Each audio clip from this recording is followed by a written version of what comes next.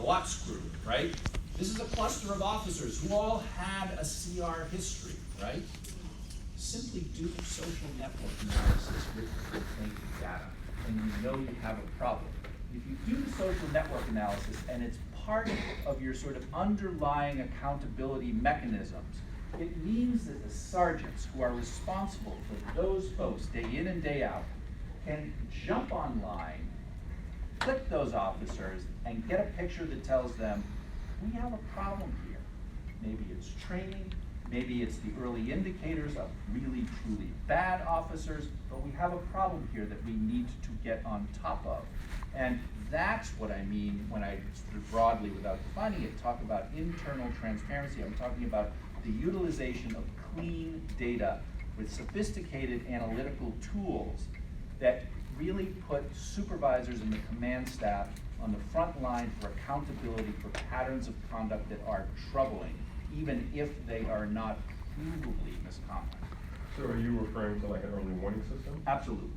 And so, just to let you all know, an early warning system is a system that a number of police departments use. I don't know if every single one of them use it at this point, but a lot of them do in America, where anytime an officer engages in misconduct, if they violate any of the rules or the policies of that police department, they get what they call like a red flag. And there's a threshold, and I mean it varies at different police departments, of red flags that you can get. So some police departments there might be three red flags. I think usually it's more than that. But once you reach that threshold or you surpass it, that's when the supervisor within that department, one of the lieutenants, is supposed to take that officer aside, because they're notified through the computer system that this officer has reached this number of red flags. And they're supposed to sit down with them and talk to them about the situation, what they call like a remedial conversation, try to help them to improve or correct their behavior. That might mean that they have to go through some kind of specialized training. If it has to do with racial profiling, for instance, it might be recommended for them to undergo some kind of implicit bias training. If it has to do with use of force, it might have to do with de-escalation training, so on and so forth. Either way, it's a way for internally for supervisors to keep a check on their officers and to hold them accountable, but it's also supposed to help them to improve and at becoming more professional at doing their job. It's not necessarily supposed to be a way to just say, you messed up, you're fired, you're out of here. It's supposed to kind of help them to kind of get better, but it's also allowing supervisors to build a record against that officer, so that if they continue to engage in misconduct, then they will eventually hopefully be terminated from the employment. That's absolutely right. And the Chicago Police Department does not have an early warning system. Oh, I did not know that. That's part of what will happen under the consent, and in the relative near term. But that, the way that you're speaking about it, that's the way it's done elsewhere. It's not done. Do you know what the proposed early warning system will look like? No. So the consent decree speaks in terms of broad requirements and kind of broad time frameworks, and the details have to be filled in. So it's for the departments to actually devise the policies, the standards, and the implementation modalities and the accountability mechanisms. And so we'll have to wait and see, but these things we're not reinventing a wheel. This has been tried, there's been trial and error, and it's been done elsewhere around the country, so we look to best practices to kind of drive what it is that we're going to create in the first instance. And there's a lot of good examples out there for best practices. Even the NYPD, they've already implemented theirs. I'm not saying it's the best, but there's at least a foundation for like another large police department that's already done it. So, it's doable, that's what I'm saying. I want to go back to what Myra said earlier about the Harith Augustus case. Actually, let me say this. Harith, thank you so much. I'm sorry I did not pronounce that properly. Harith Augustus case. I actually have a question about that. And it ties directly into what you said. So, transparency of policing activities or transparency of policing data can harm as much as help. And this ties into how we define transparency and the power dynamics that Joe talked about as well. For instance, the Intercept, in partnership with the Invisible Institute, recently published a report detailing the Chicago Police Department's cover-up of the lethal officer-involved shooting of Harith Augustus by manipulating body-worn camera footage to create a false narrative. What safeguards need to be established to ensure the integrity and impartiality of, I'm going to say quote-unquote, transparency mechanisms and prevent the manipulation of these mechanisms. That goes to any of the panelists. I mean, I would love to hear what Joe's thoughts are about what's feasible. It's really hard because all through history, you know that people in power use information control to keep their power, to maintain their power. So it's not like some completely solvable problem. I don't think it was because of like the specific superintendent we have. I think that it would happen regardless. But I don't understand why in a case like this, COPA could not have made all of the videos public within a 30 to 60 day period. I've had it, and now I understand with like non-high profile cases, so in my like traffic stop like a year ago or something, my body cam footage was not released publicly, and after like 6 months of FOIAing, because I was curious, I really wanted my body cam footage, and they made it quite difficult for me to get access to it. And so I guess I would be really interested in trying to figure out a way for information access.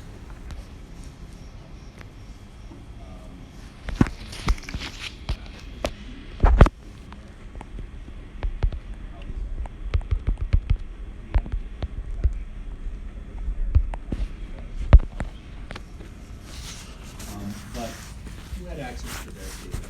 Who actually, which goes to a question of who has access to video generally, right? And you have systems in place that constrict or limit access to videos to those with a need to know with very specific criteria. 1, 2, the actual accessing of those videos should correspond to a unique identifier of the individual who's been authorized, which then makes it possible to have a forensic audit trail that allows you to know who exactly it was that accessed the video and may have conducted this sort of curating, and then the independent oversight body then goes and interviews that person and said, "You do this on your own?" "No, of course not. Somebody told you to do it," and you go up the chain. So there are mechanisms. Our office in the next few weeks will release sort of a more broad brush review of how well COPA is meeting the deadline for the release of videos. The release of videos really goes to certain types of cases. It doesn't go to every type of case. Something that's not talked about at all is something that applies more broadly in our society. Governments are really good at collecting data, really crappy at organizing and analyzing the data, and really, really constrictive about the data that they'll actually release, right? That applies here as well. Video, dashboard cam, and body cams, enormous amounts of data, enormous. And we're not really talking about how expensive that is, and what we should be doing with it in the aggregate or the sort of programmatic level. But in individual cases, there should not be this type of game, because it was a game of fashioning a narrative ahead of the capacity of the public and others that are responsible for putting forward the information.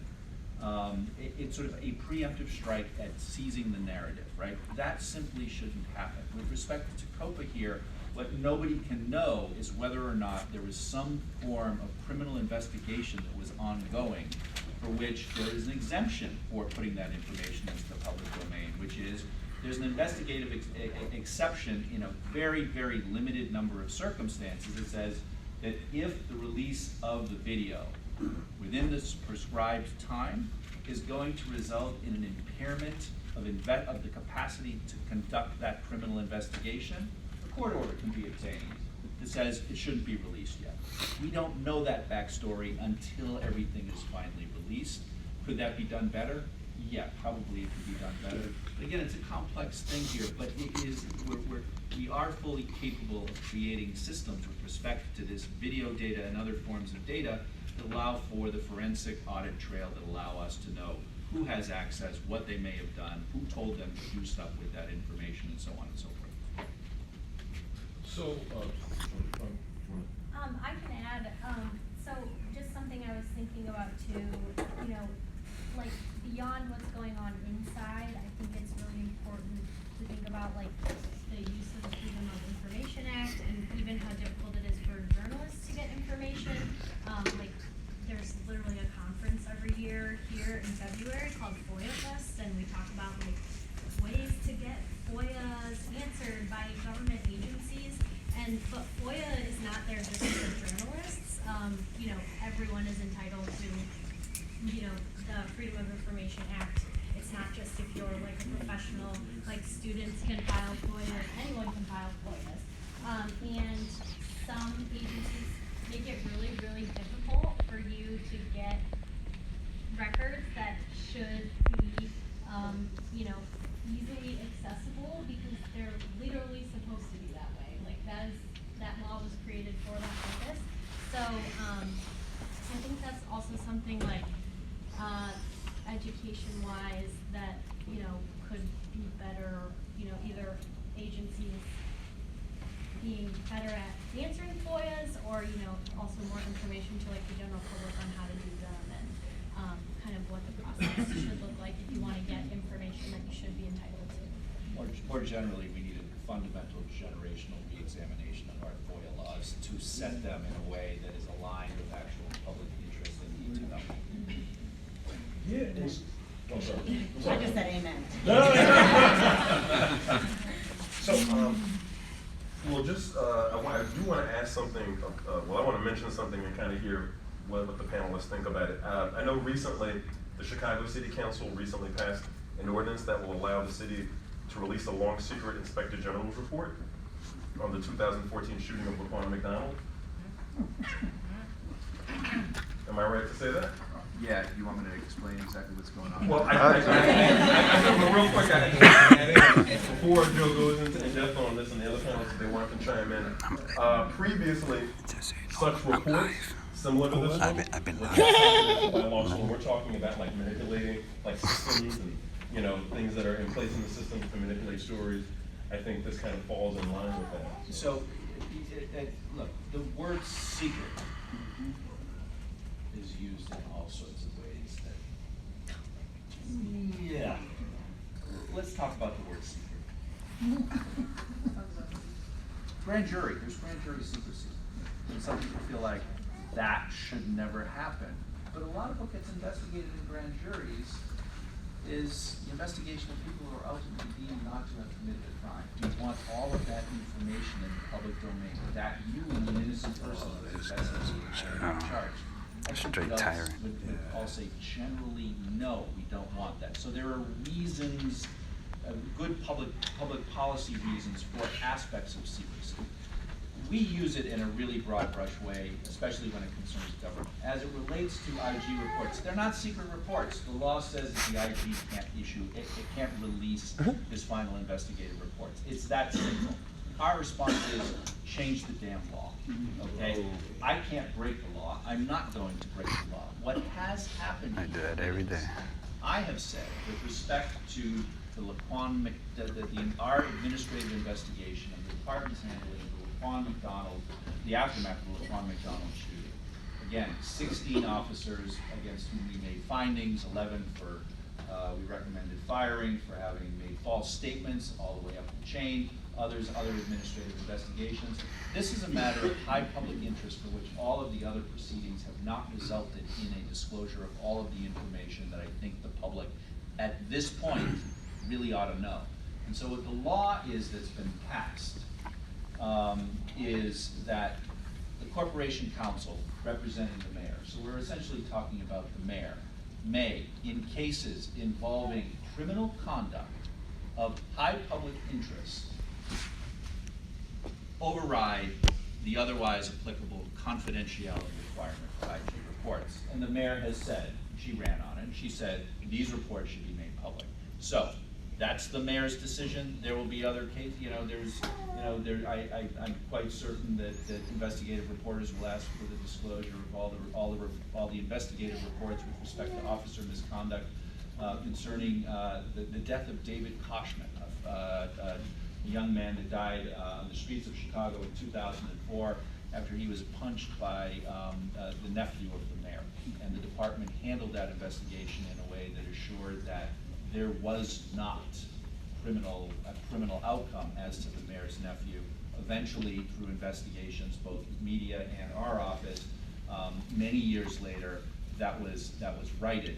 But all of those investigative materials that involve a crime of high public interest, there'll be a request that's made. But the mayor has the discretion to override the otherwise strict confidentiality requirement as to our final reports.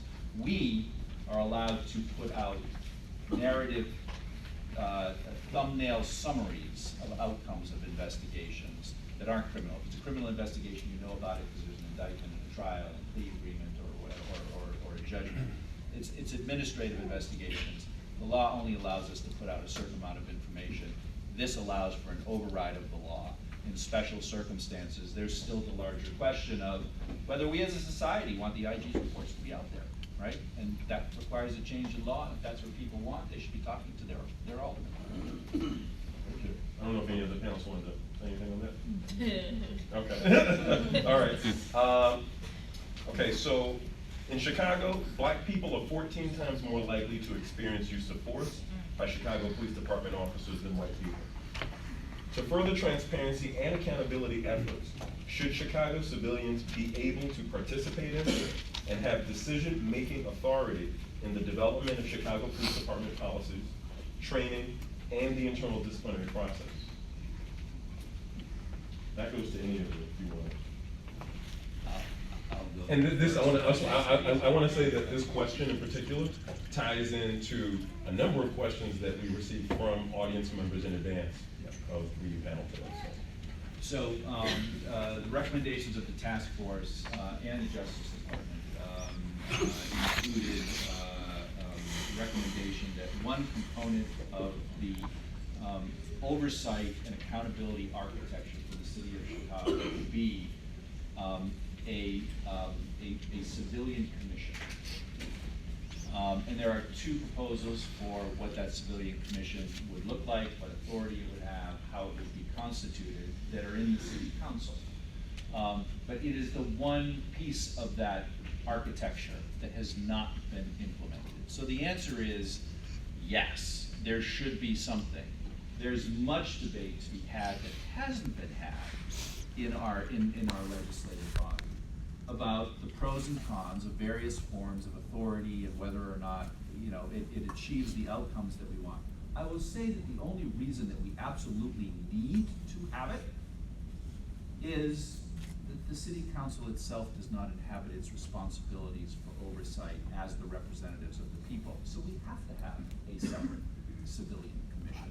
So the answer is yes, but the devil is in the details, and we haven't had a meaningful, robust debate about what those details are and should be.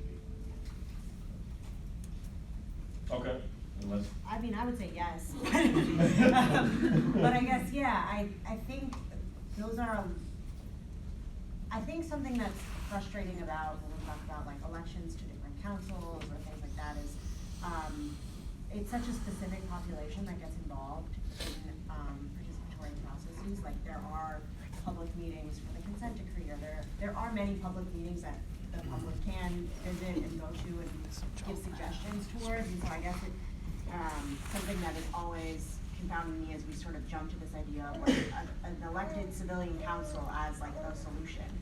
And I think we see how easily elections become corrupted, and the disproportionate influence of a police union in an election, or people who have money to run for said board. And so I don't think an elected council is in itself an end. And I'm not sure what the ideal solution is. I do think about the people I know who do face use of force that goes underreported.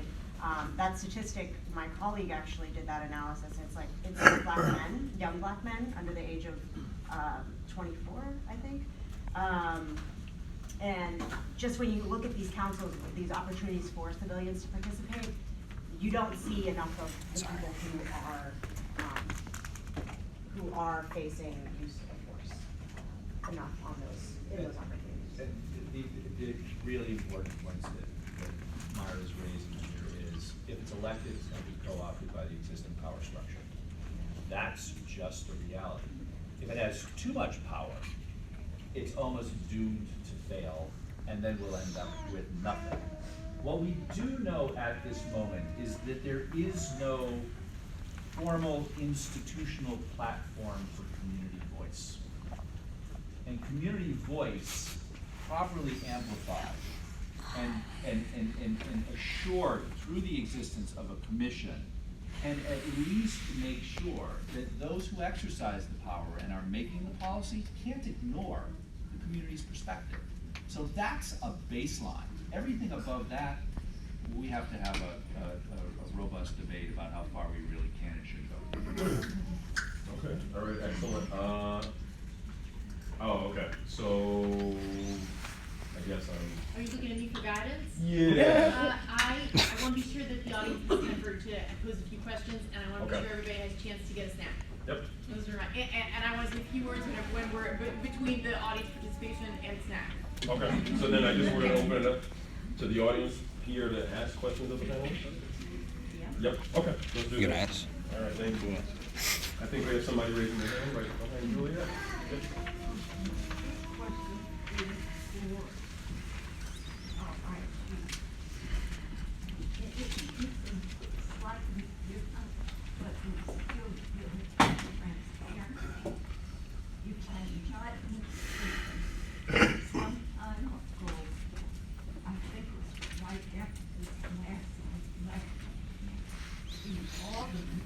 Did not want you to represent them.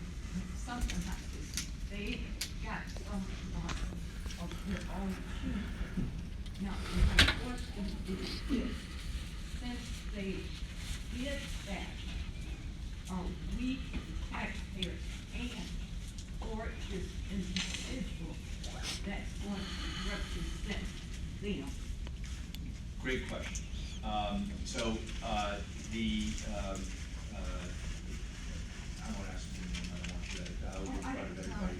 But, what the questioner just posed is that there was city council resistance to oversight, by, the IG's office, and that was something that goes back 30 years. And what they did instead, and this was back in 2011, they created their own internal IG, and they selected the person that they wanted to have oversee them, and created rules that largely hamstrung them, and rendered them, that person and that person's staff, handcuffed with respect to doing anything. That collapsed in on itself. In February of 2016, investigative oversight for the city council was given to the IG's office, and a couple months ago, operational oversight of the city council was given to the IG's office, which becomes effective October 1st. So, any investigation that you read about publicly involving corrupt aldermen, the IG is involved in those investigations, in those prosecutions, but still, there's the question of the overall operation of the city council, right? Which is a dysfunctional body in terms of how it's structured and operates, and the capacity to actually conduct reviews of how it's structured and its policies and its operations that will be able to begin to do on October 1st will allow for information and analysis that will allow the public to say, okay, this is not the city council that we want to have. It needs to look like this, and then start to engage the conversations as to what the changes are that's necessary. I'm not gonna say what those changes are because we haven't looked at it, but as a citizen, I certainly have some of my opinions. This gentleman right here. Yeah, I'm interested in corrupt cops, man. What kind of power you got to stop that? You're talking about every few years you do something, we making plans. This has been rampant for years, bro. Where you been? I haven't been able to do anything. Apparently not. What are we rapping about? Yo, what are you here for? Here's You can't do nothing, but say we should keep stuff secret and all that crazy Well, stuff. so let me, so the history here is multi-generational, right? It goes back as far as the Chicago Police Department exists. The short version, please. I live here, bro. Thank you for that. I live here. Let's assume we all here and we know what's going on. I could tell you about how corrupt these cats is. I can give you enough to keep you busy in one day. Then- So please spare me the history, bro. I know how corrupt these cats is. IGChicago.org, or come and talk to me afterwards, and you tell me what you know, and then we'll investigate it and make sure that corrupt cops do not stay. Those corrupt cops. Really? do not No stay on the chance. I got video. Grab me now. As soon as you're done, grab me in the hall. All right. Cool.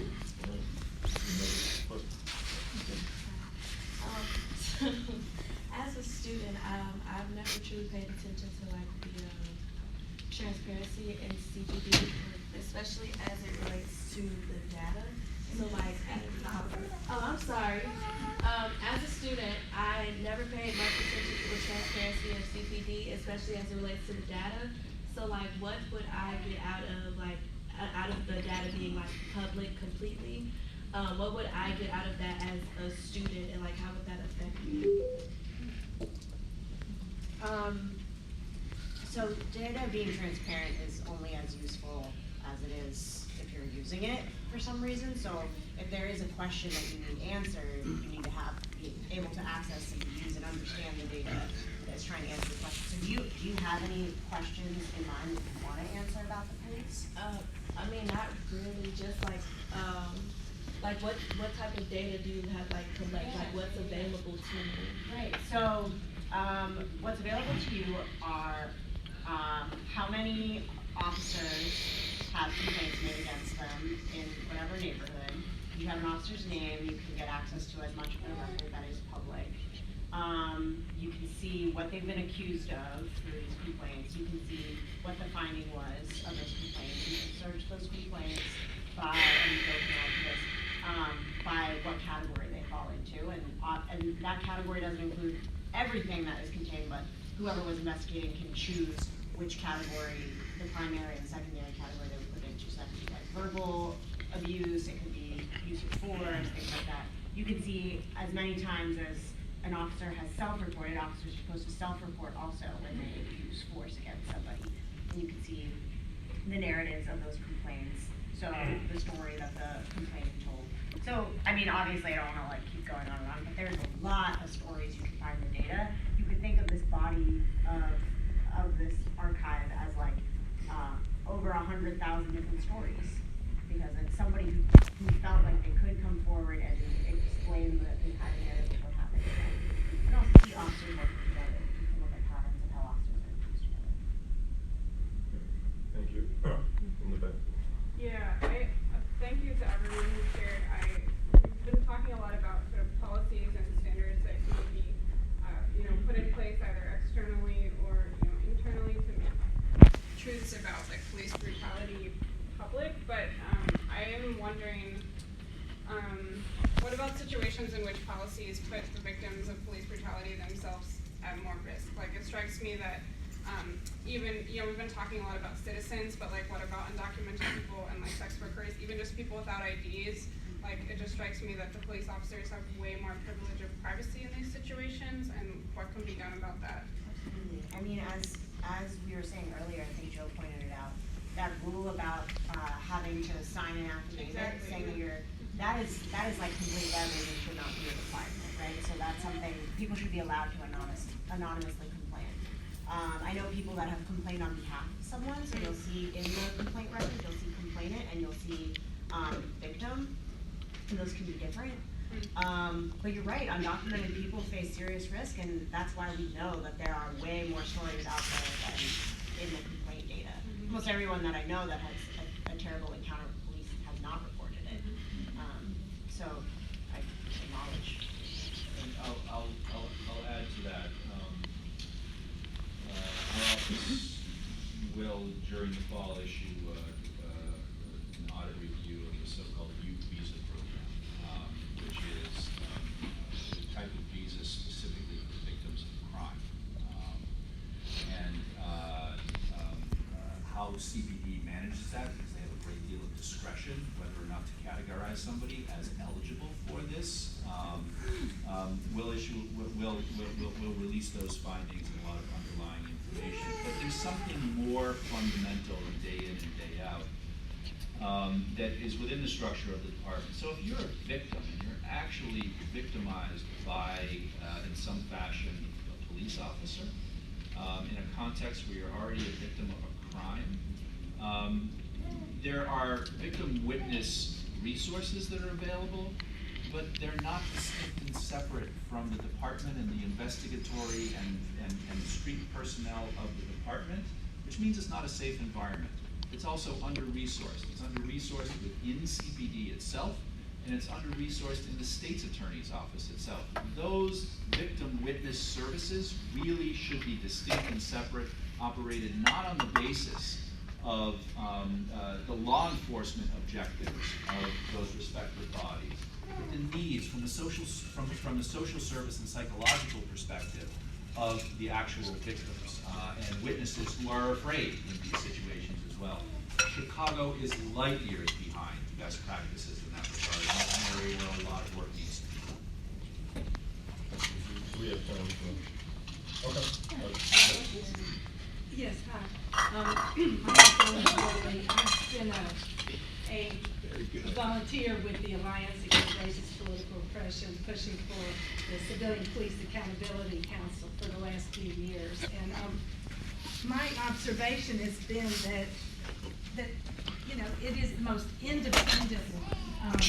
But the process has been pushed such that the one defending, you know, the mayor's choice or the police union's choice they've got a systemic advantage, you know, like the really independent investigation is really what we need, right? Versus, unfortunately, I've been to COPA, you know, talking before the police board, and they actually profile people like me that go and are like whistleblowers without any effect, you know.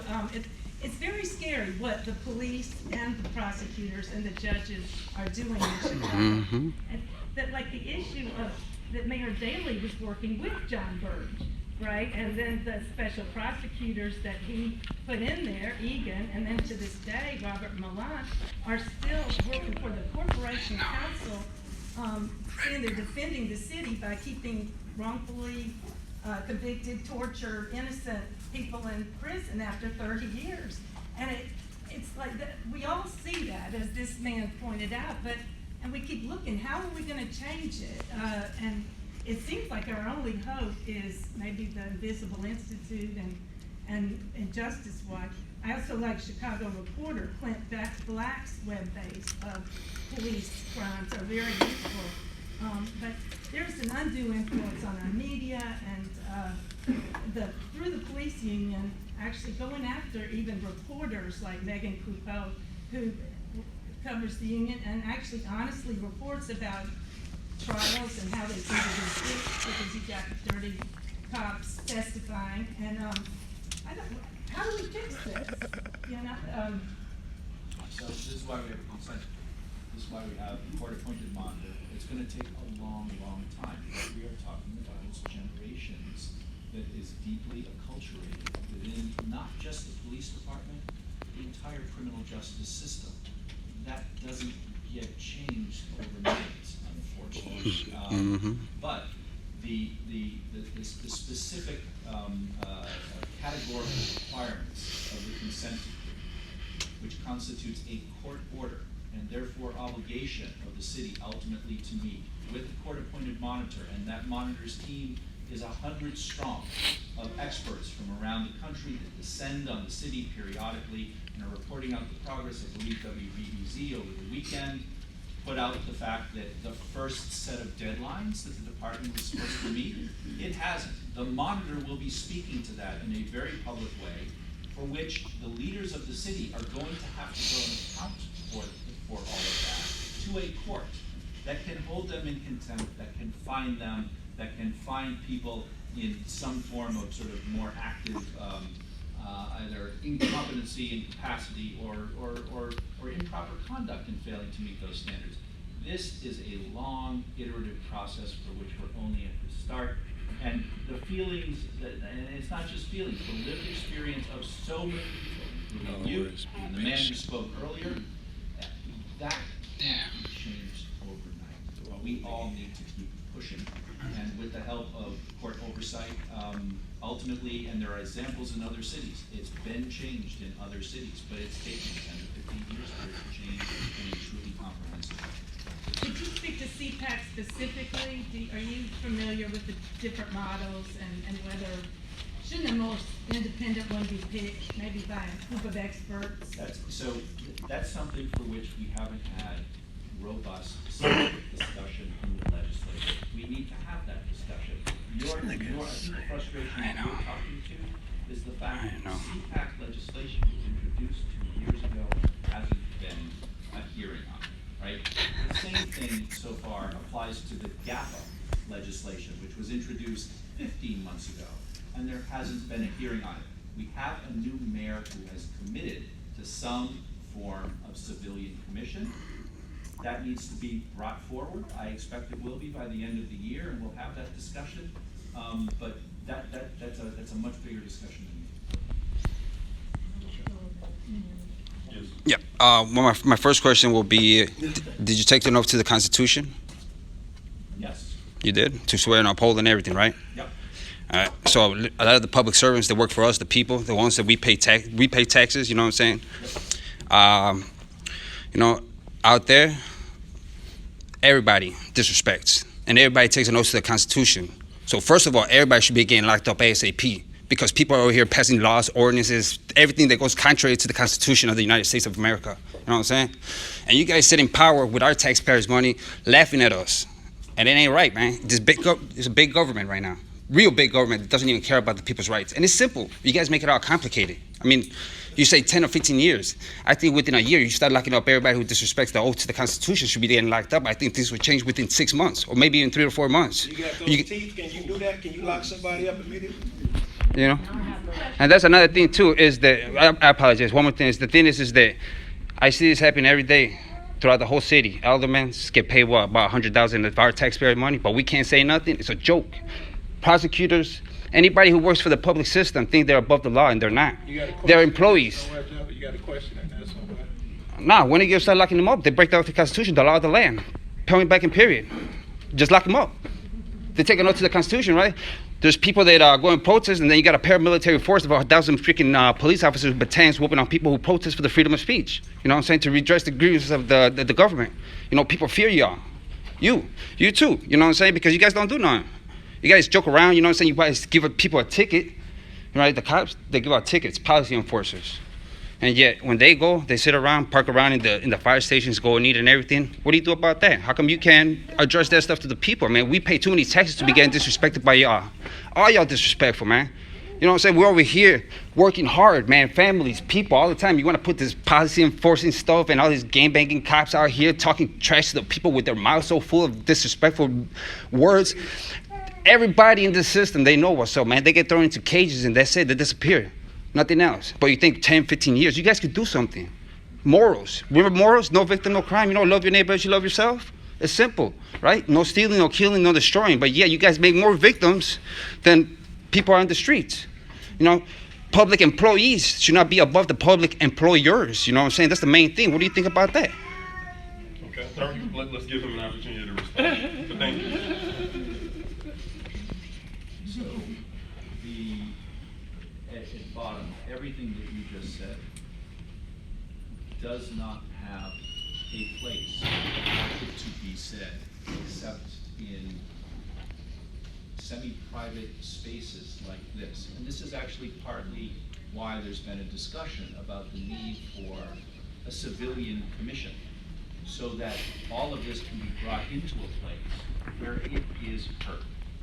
All right? And it needs to be heard. And it needs to be responded to. But it also needs to be responded to within the letter of the law. Oh, yeah, but hold on a second. I got to cut you off right there. You said the letter of the law, man, but y'all enforce policies. You guys enforce policies. No, I'm sorry, man, because they disrespect, man. They enforce policies, not law. No victim, no crime, right? But you guys, a person gets a red light, oh, their backlight is blowing off. You got 2, 3 squad cars disrespecting people with kids, talking trash to them. I mean, come on, man. You know, then if you want to go up our law, if you want to go up our law, then be a true public servant. Hold the oath to the Constitution, and it's simple. You guys make it all complicated with ignorance. See, the ignorance is what kills us people. You know what I'm saying? We got the Bill of Rights, man. I'm sorry, man. I had to cut you off, man, but y'all disrespect too much. You know, people work too hard to get disrespected. This aldermen, everybody in this public government. Well, thank you. Yes, sir. I apologize, man. Thank you very much for hearing. Well, gentlemen, real quick. I don't want to expand the topic because I know it's policing and transparency, but I think it's been mentioned already. I mean, we're talking about the criminal justice system and what we can do with information to improve that system. And we talked about prosecutors. But I think this question is not for Mr. Ferguson, because I don't think it's within your jurisdiction, but maybe for the journalist. What are you doing in the area of the other aspects of the criminal justice system, being the defense, public defenders? Are they doing their jobs? Do they have adequate resources to do their jobs? And also the judges. Are the judges doing their jobs? Again, we talked about the fact that, you know, if people are paid by taxpayers, then they are accountable to the taxpayers. And I think those are two areas. And I just offer this just as an example. I don't know that how many people are aware, but if a person is convicted in Cook County and they have a right to a direct appeal, and a timely direct appeal. But I can tell you it's not happening because there aren't enough resources for appellate public defenders. And what I'm finding out now is even if the appellate public defender gets to the point where they file a brief and there aren't apparently enough resources within the Cook County State's Attorney's Office to even respond to that brief. And the First District Appellate Court is allowing to go those, you know, they're not going to just open the door because people don't file the brief, but it just goes on for a long period of time. That information I think would be helpful to put some pressure on people to say, okay, we have to make some changes here. Yeah, I think at Injustice Watch, we do really try to look at the system as a whole. We don't just look at the state's attorney's office. You know, and we actually have put a lot of time and resources into covering judges because we feel like that's a really important, you know, area. The judges have a lot of power over like an individual person who may find themselves before a judge, whether it's in criminal court, whether it's, you know, over a custody matter, you know, all of these various ways.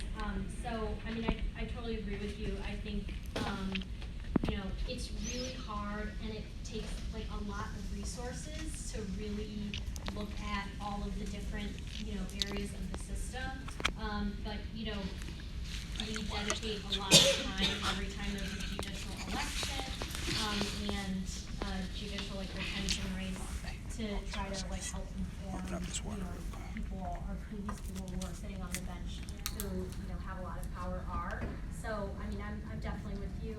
It's just a lot of hard work to kind of like keep up with that, you know, because the system, especially in Cook County, is huge. It's the largest unified court system in the country, and so, you know, it's a lot of judges. It's a lot of assistant public defenders, a lot of assistant state's attorneys, a lot of private defense attorneys, a lot of defendants. You know, it's just a lot of everything. So, on the judges piece, I would say that's a really hard thing because I think this last election cycle was the first time a judge was voted out in like almost 30 years, and in part that was able to happen because of Injustice Watch's reporting that published this really incredible guide. But I think it shows you how much like money and campaigning went into getting one judge out, and we know that that's not the only like corrupt judge, right? I would also say that on the public, so the Invisible Institute isn't working as much on judges. Something that we have been thinking about a lot is public defenders' offices and the ways that public defenders are like super under-resourced. So I'm sure a lot of people are probably familiar with this idea that any given day, a public defender has dozens of cases, only has like maybe 2 minutes to look over a case before they represent someone. But they also, for the longest time, there's this sort of like myth of this, or there's this like practice of they used to have this shared bulletin board in the public defender's office, and if there was a dirty cop on the case, the only way that they would know about that cop's history is because like maybe they had access to another public defender's notes. So there was like post-it notes on a board. And so something that we're really trying to think about is since we're working to organize more data about misconduct histories, every time I go to court with one of my former students, I make sure I like print out their CPD profile, and like though that doesn't necessarily go in the case, it's sort of like it's like sliding a note to the public defender to say like, okay, just so you know, like we did this research for you. and trying to build in our data infrastructure into, we're now working with Amy Campanelli at the Cook County Public Defender's Office to try to make sure they have access to that data. Hey! I don't see you from over here, but I know. So yeah, that is something we're thinking about, but that again is like a long process. I have a real quick question on top of that. Across the country, we're seeing prosecutors who will not take cases from certain officers. Famously in St. Louis, there's a prosecutor who said, these 10 or however many officers, don't bring me your case. Is there any, and it's just a question, is there anybody that you're hearing of in Fox's office that is saying, don't bring me your case? I can answer that. There's been discussion about creating some sort of exclusion list of that. It's not, it hasn't gotten out of our office is actually going to bring it forward to actually try to prompt all of the. That's more informal than I'm thinking. I'm thinking of somebody just kind of saying. The problem is the informality itself becomes an issue because there's no clear criteria and everyone has their views. And so we're sort of depending on culture and different. We want ultimately the outcome to have some sort of rigor and integrity to it. And so we have to work towards systematizing it in some way and bringing all the stakeholders together to understand that they all actually, even though it's an adversarial system, they actually have to work with each other and all contribute to a mechanism like this for the criminal justice system to be viewed with any sort of legitimacy. I will say that a year ago, after the Watts exonerations started coming underway, Kim Fox put a number of officers, somewhere between 10 and 12, on the list of officers who could not testify in court. So that's something. Did anybody go to jail? Talk about, I know there are more questions. We could indeed be here all night. Okay, let's go to jail. Take the time to discuss them after we all get up, get a snack, get something to drink. Two things. First of all, I actually want to pick up on our moderator's point about different means of engaging community discussions around these issues. Know the System is going to be having a series of events around the city of Chicago. We're going to be doing different formats. We're going to be doing discussions of our work. We're going to be doing open mic nights. We're going to be doing spoken word interpretations of the work of Injustice Watch. So please stay tuned for our announcements about our Know the System series around the city. Second of all, if this type of thing appeals to you, we're actually hiring a part-time audience engagement coordinator to work with our outstanding audience engagement manager, Charles. You can get the information on our website. Please do apply. Finally, to the point of the work of organizations like Injustice Watch and the Invisible Institute, long-form, data-driven work is intensive, it's resource-intensive, it's not free, indeed it's not even cheap. We don't take government funding, we are entirely not-for-profit. We don't believe in paywalls because we believe in the importance of making our work accessible to our audience, including those of you. So, if you are so moved, on your way out or in the future, I encourage you to consider making a donation. Thank you so much for joining us for this very That's it? Oh, she works for the justice. Yeah.